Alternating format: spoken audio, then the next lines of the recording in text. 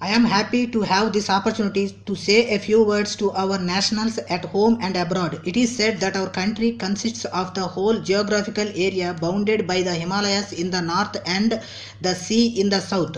All those who live within the limits of India are Indian, whatever may be their race, caste, or community. There was practically free trade in the matter of ideals, beliefs, and custom. But unfortunately, we have not yet developed an all India outlook. We fight with each other for petty considerations and regional advantages. Such minor interests will have to be subordinated to the larger national good. The land we live in and the traditions we live by constitute the character of our country. The democratic ideal has come down to us for many centuries.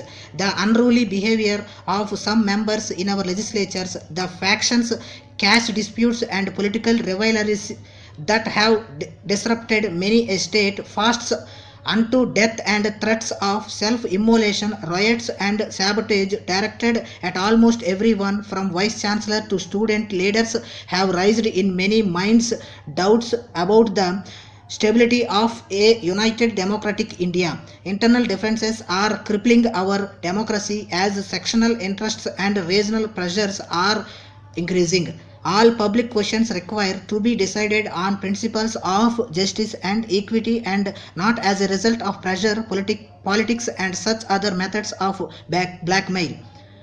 If every group wishes to have its way by insisting on its own solution of small disputes which are raised into national issues, government will get weakened. The example of Mahatma Gandhi, which is often cited in this connection, is not relevant. In his fight for freedom, Gandhiji did not wish to cause any hurt to the opponent but acted with courage, conviction, and a spirit of dedication. He tried to persuade the British government to part with power. In his case, there was practically unanimous public support. He adopted the method of passive resistance as an alternative to physical conflict.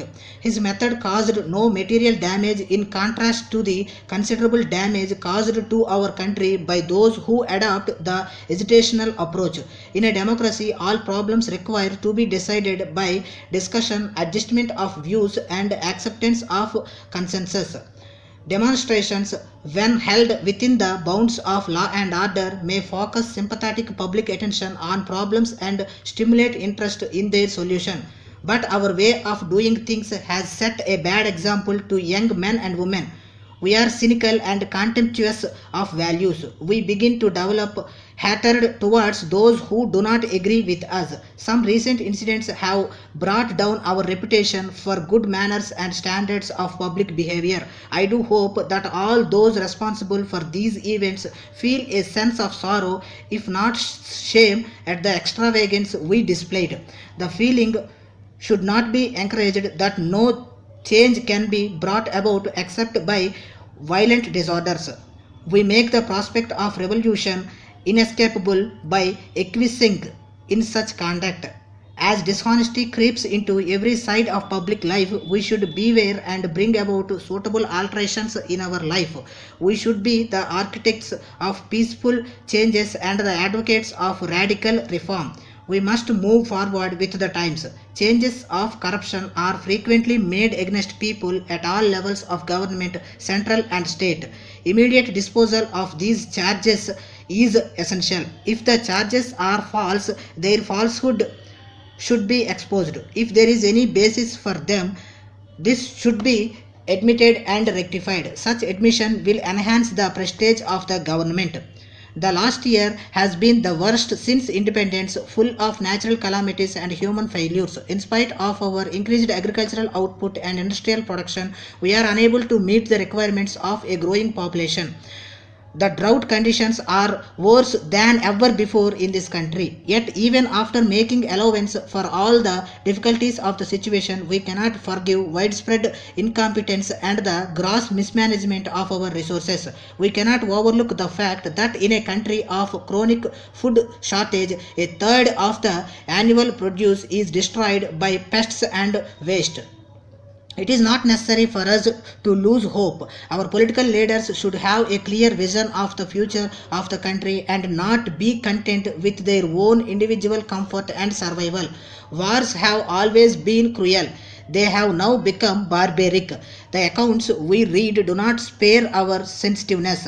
The other day, a film was shown depicting modern war, children howling with pain and blinded with nuclear flashes, women crying over dead bodies of their babies, and babies hurled about with disfigured faces. By adopting retaliation in kind, what do we achieve? The victim of modern war cry out against our unpardonable indifference, our criminal connivance in the evil that is done in our name. What greater error could there conceivably be than that these terrific weapons can protect us against our war timidity, short-sightedness, selfishness and lassitude. We must learn that the only remedy for curing man's inhumanity to man is courage, vigor and confidence.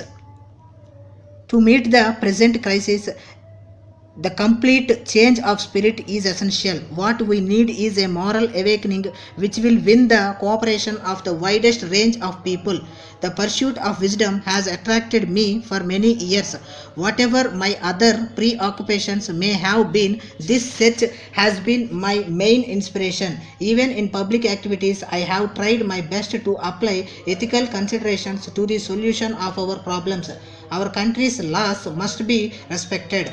Order must be maintained. I will support with all the constitutional powers I possess our nation's law enforcement officials in their attempt to control crime and violence.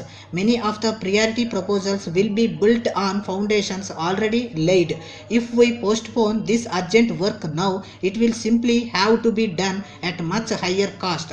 I have had understanding from those with whom I worked as well as from representatives of all parties. The goodwill and affection that I enjoyed from the people has been much more than I ever deserved. It is my earnest hope that the country will be vigilant and vibrant with idealism and relevance to modern life.